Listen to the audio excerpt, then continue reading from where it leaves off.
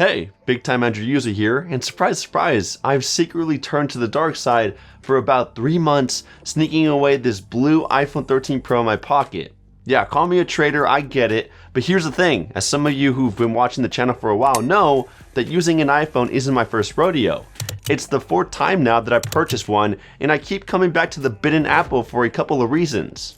First is the build material. Apple just knows how to make the most premium feeling phones out there, and the iPhone 13 Pro is no exception to that rule.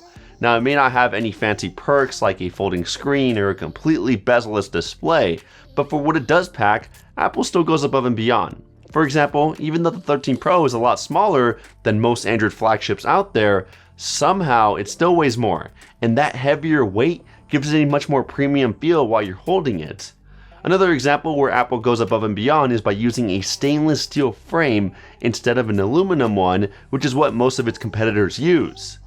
I'm also a sucker for flat displays, especially since glass screen protectors are 10 times easier to install and they're barely noticeable.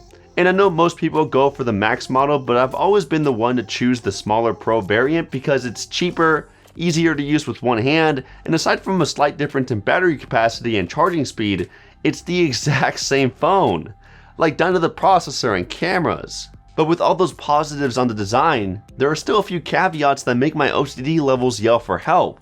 Things like the stainless steel edges being extreme fingerprint magnets, or the enormous protruding camera module on the back that likes to collect dust near the edges of the lenses and provides wobble when the phone is flat on its back. The side buttons do have great placement, but they are not as tactile or clicky as I like them to be, and they are hard to find at times being that they're so flat. Even though the boxy form factor brings a lot of nostalgia from back in the days with the iPhone 5, I can't help but notice that the sharp edges constantly push up against my fingertips, making it a bit uncomfortable to hold for long periods, and it also provides a good amount of friction, making it harder for my hands to maneuver around the phone. It's not a huge deal though, I just prefer the curved edges that most Android phones have for a more comfortable hold. Finally, I know you were expecting it, another Android fanboy complaining about that notch. Listen, I don't mind it being there, especially since even when it wasn't there on older iPhones, the status bar was still pretty basic and lacked important information like notification icons. Plus at this point, I get that it's an identity of the iPhone and some people have gotten attached to it, but deep down, I know the majority of you just want Apple to pull the plug because it's 2021, about to jump into 2022, and notches are a thing of the past. A solid replacement would be an under-display fingerprint sensor. Nonetheless, Apple is Apple and they don't change much. I'm just glad that they made the notch a bit smaller horizontally, even though vertically it has gotten a bit bigger. When trying to unlock the phone with Face ID, for the most part, it did a fantastic job at recognizing my face and unlocking it quickly. Even if my phone was an arm length away, really up close, or off to the side, the only annoyance I found was when I tried to unlock the phone with a mask on. I mean, it's not possible. There are times that I just start to miss that under-display fingerprint sensor that most Android phones have. Another big underlying difference between an iPhone and an Android is the software. iOS 15 is in a whole different ballpark from Android 12, obviously. I've already compared both software updates back in June, and from that comparison, it's not hard to see that there are a ton of unique iOS features that Android still doesn't have. And the same goes for Android to iOS. Some of my favorite exclusives from iOS, or just features that iOS does better than Android, include Notification Summary, which lets you hide all of your unimportant notifications until the time comes to send them in a batch and let you read all of them at once when you're not busy. Gets rid of those unnecessary dings that make you lose your train of thought for no reason. You can also drag and drop data across apps, making the process of sharing a photo from one app to another a lot quicker.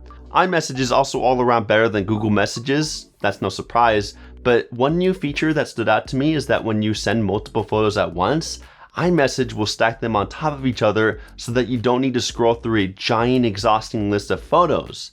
Plus, it makes it easier to save them. The weather app on iOS 15 is also way better than the stock weather app on most Androids, and that's because Apple bought up the famous dark sky weather app. Another neat underrated iOS feature is called Hide My Email, which lets me generate a fake email address so that whenever I'm filling out an online form or signing up for a newsletter, I don't have to use my real email. Then any incoming emails that I receive from that newsletter that I signed up for will get forwarded to that fake inbox I created. If I start receiving spam from them, I can just burn that fake email address to stop them quickly. Super creative and useful. On top of that, when you sign up for a service or newsletter, you will need to provide them with personal information, which they will store away in their servers forever, even if you end up not even using their service in the future. iOS or Android can't fix that, but an online service called Mine can. Now, SayMine.com did sponsor this video, but it's wonderful because it connects to your email account and lets you know the true number of companies that hold onto your personal data, including sensitive details like your identity or financial information.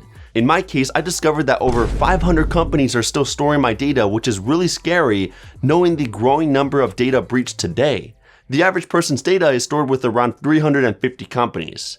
And this isn't just your name or email address. They can have your financial information, home address, phone number, precise location, passport, the list goes on and on. That's why Mine is such a valuable tool, because it'll let you know every company that has your personal information, what type of information they've stored, and an option to reclaim that data if you decide a company should no longer keep it. Mine helps me send out an official email requesting to delete any data that they have on me from my own inbox. I've done it multiple times and it's worked. I can even keep track of every reclaim on their website. Lastly, Mine promises that they don't collect or sell any of their users' data and only use the bare minimum of data to compile my digital footprint without reading or storing my emails. The best part is that Mine is still free to use, but only as of now. In a few months, it won't be free anymore, so take advantage now through the link in the description and own your personal data once again. Anyways, back to the iPhone, I still love using the basic exclusives like FaceTime, which I'm glad that Apple now lets Android users in on the fun through a link to use on the web browser, but it's still far behind from using the regular FaceTime app. On Android, your camera quality looks terrible. You also have to wait for your iPhone buddies to send you the link. You can't just call them first, and you don't get those extra effects like face filters or taking a screenshot from the person's iPhone camera. The Shortcut app is also spectacular to create unique automations, and it's also really cool that a lot of them you can just download from a huge library of presets created by the community. Android has something similar within the Google Assistant app called Routines, but it's not as powerful and there are barely any suggestions. And then you have Bixby Routines, which is pretty close, but Apple still has the leverage there. To top it off, many social media apps like TikTok or Snapchat provide way better picture quality on the iPhone than on Android, and that's because on iPhones, those apps actually use the camera's main sensor to take photos or videos. On Android, the apps just screen capture the camera's live video feed, giving you a potato shot.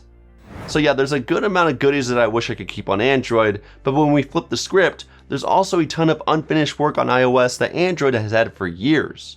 First off, thanks to that gigantic notch on every newly released iPhone, there's no room for a battery percentage or notification icons. So whenever I want to see what notifications I've received, I can't just glance at the top of my phone like on Android. Instead, I need to constantly drop down the notification bar. Another thing, there's no always on display, so I can only check the time or incoming notifications by turning on the screen.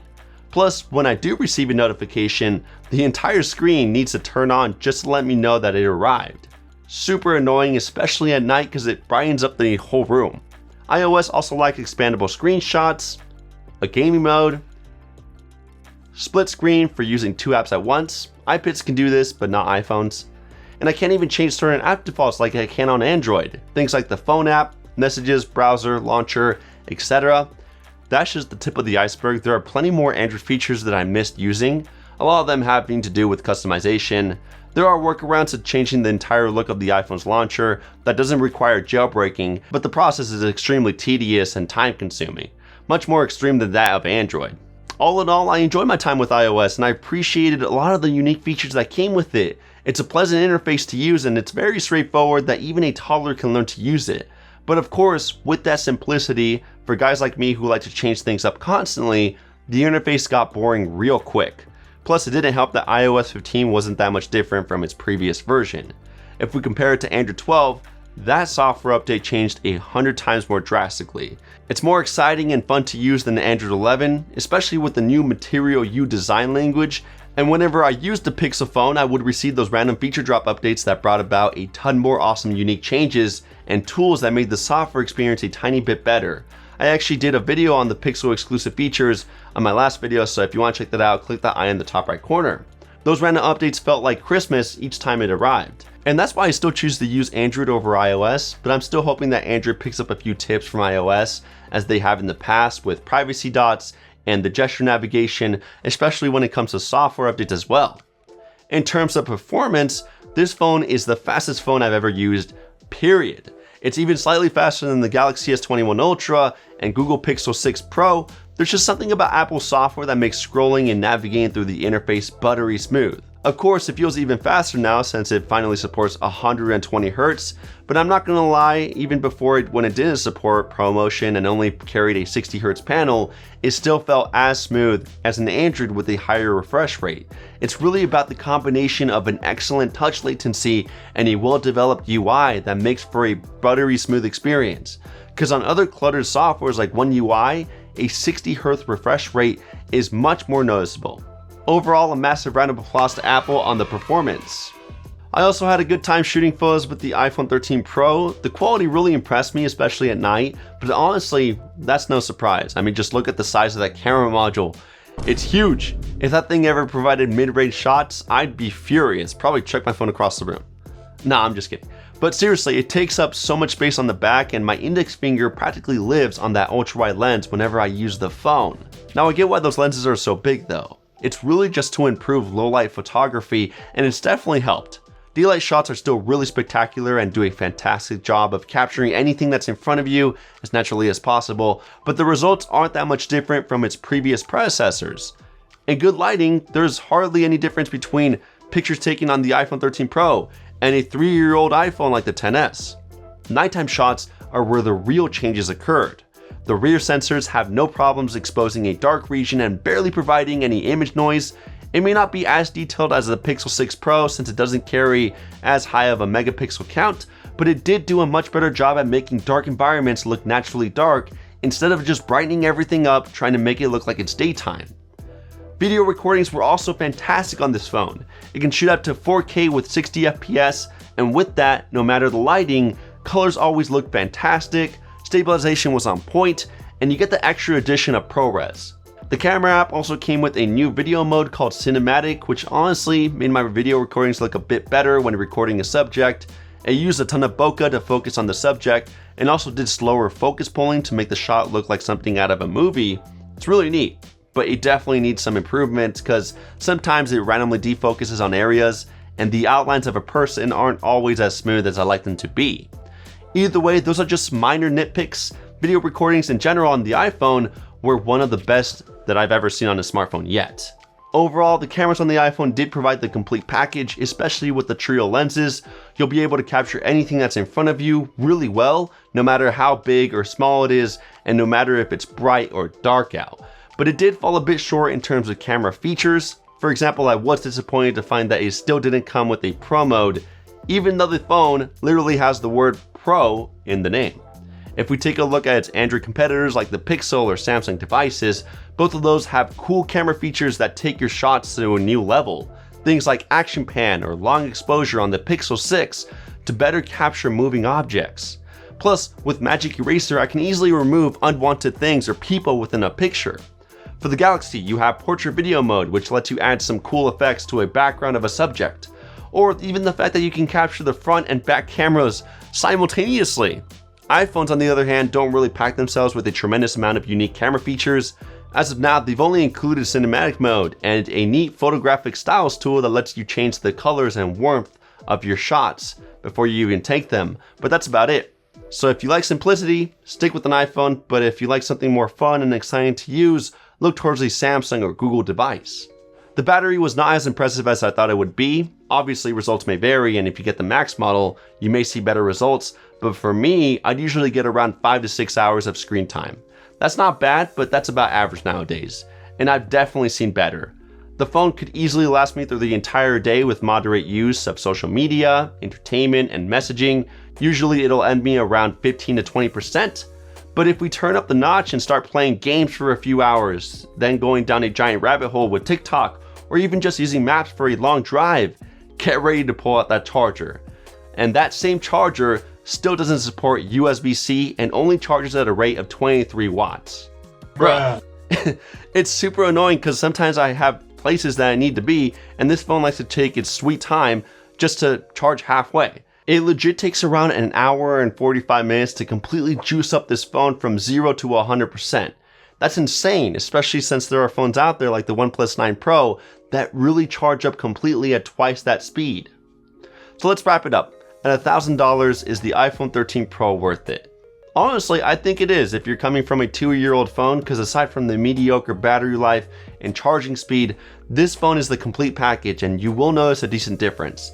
You can even choose to get the Max model over this one and the battery life may improve a bit, but if you're coming from the iPhone 12 Pro, just look the other way because this thing will give you an extremely similar experience, making you wonder why you dropped so much money for a phone that you basically already owned. For a recap, the only real changes that I've noticed in my day-to-day use are improvements made to the cameras for nighttime shooting, the higher refresh rate, even though it's barely noticeable since the previous iPhone already felt extremely smooth, and that it has a new color.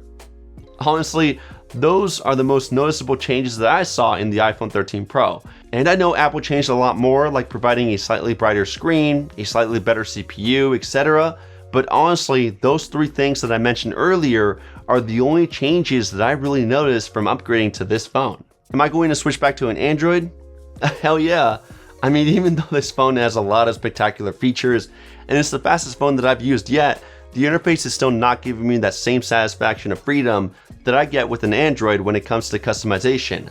I prefer the adaptive color theming UI that allows me to change the launcher and install apps that allow me to improve the software in unimaginable ways.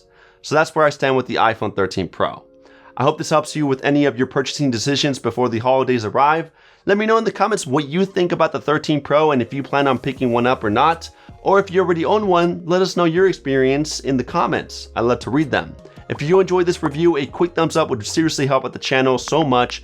And why not get subscribed with the notification bell turned on? I promise quality videos like this are a weekly thing on the channel and you're not going to want to miss out. Anyways, thank you guys so much for sticking to the end and I'll catch you guys in the next one. Kapow!